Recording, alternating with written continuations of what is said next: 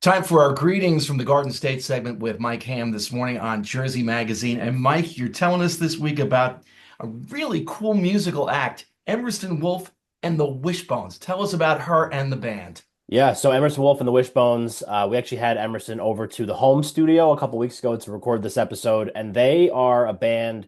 They're just over a year old, but they've really made a big impact in that short amount of time, putting out some really great music.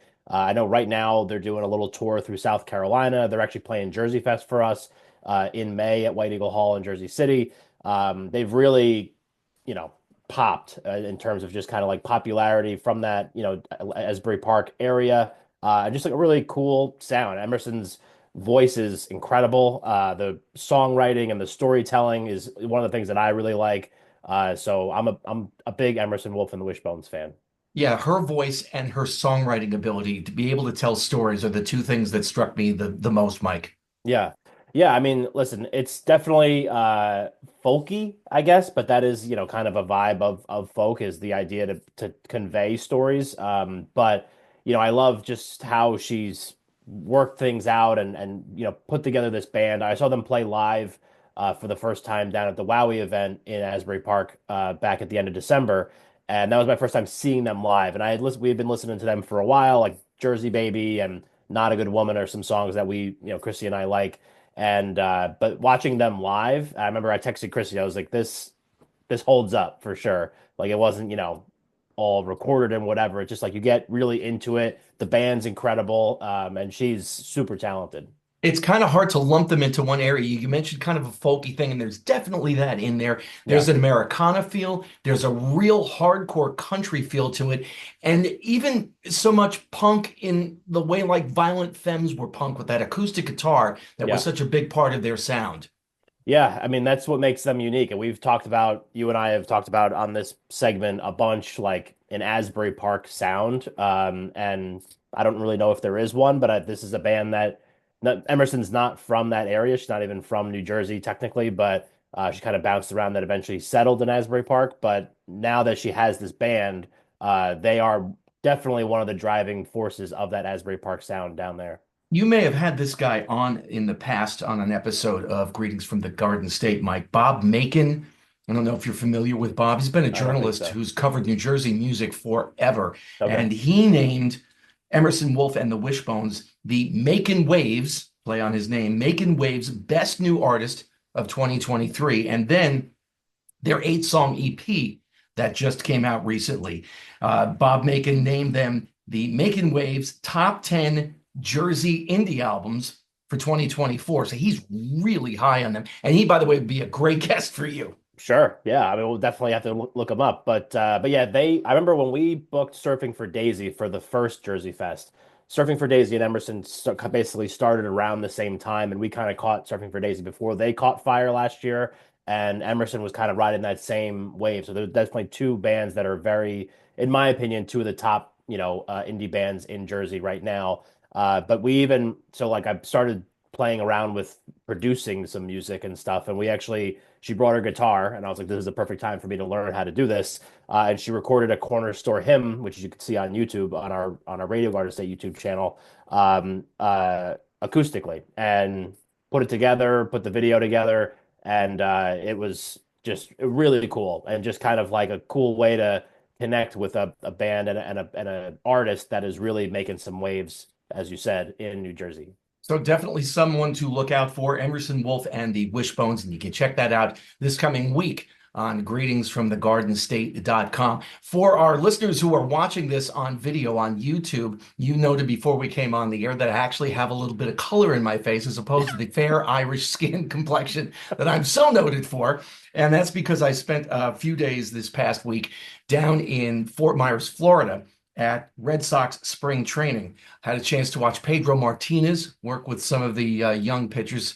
I had a chance to see Jason Varitek working with pitchers and catchers on different Yeah. things. David Ortiz's son is down there. He's with the really, really young players on the backfields. And well, you're never too old to get excited about getting a foul ball. Nice. There you go. Congratulations. Is that your first ever foul It ball? is. It is Wow. my All right. first Yeah. ever.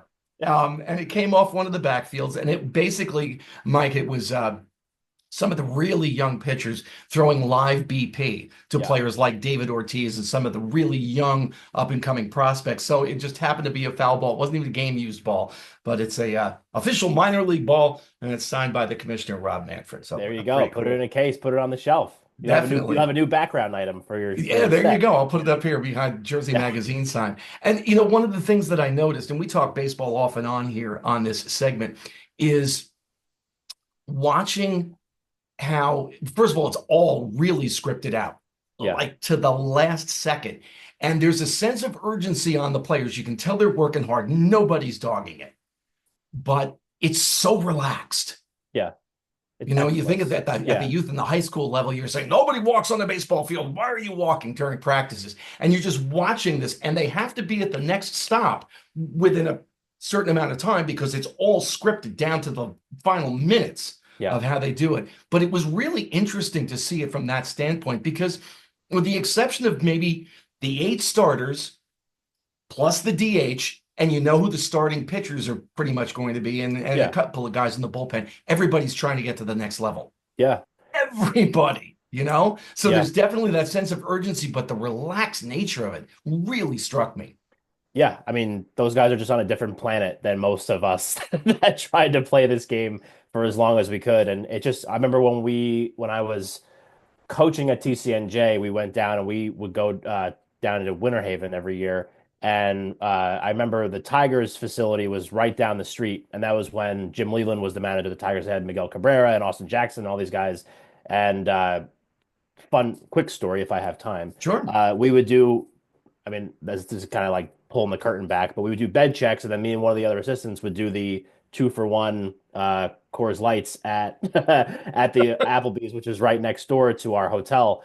And every night, Jim Leland was also in that Applebee's doing 2-for-1 Coors Lights. He'd drink two, smoke a cigarette, come back in, drink, and do that for a couple hours. But it was the same kind of thing. We went and watched them for a little bit, and it's like I think people misunderstand like what a practice is, and like essentially they are practicing. I mean, it's tryouts to kind of, but it's getting them ready for the season, and that schedule and that routine based stuff is really important. And it was cool that you got a foul ball. And for local baseball fans, Mets and Yankee fans, we had a chance to go over to the Twins complex and watch Harrison Bader, who looked as if he was making an adjustment with his swing. Yeah, And Mike, I've never seen. I mean, I've seen a lot of hitting things, and I've talked to a lot of guys at different levels of baseball, including the major leagues. I've never seen it broken down to this kind of minutia. It was amazing to watch. yeah, it's really interesting. I mean, like the level of detail and the attention to detail.